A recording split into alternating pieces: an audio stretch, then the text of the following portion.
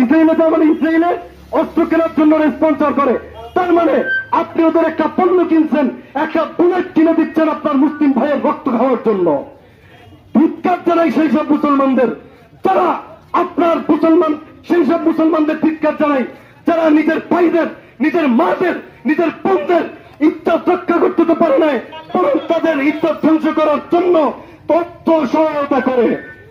সুতরাং সকলে এদিক থেকে সমাজের সকলে শুধু উদারতা আহ্বান থাকবে, সকলে এদিক থেকে সাবধান থাকবেন, ওদের পণ্য বর্জন করবেন। আমরা একটি স্লোগানের মাধ্যমে আমার বক্তব্য শেষ করব। সকলে দুজন থাকলে দুজন স্লোগান দিবেন।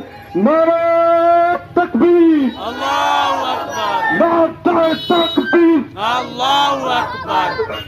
ইসরায়েলে হামলা করো, মুসলমানদের স্বাধীন করো।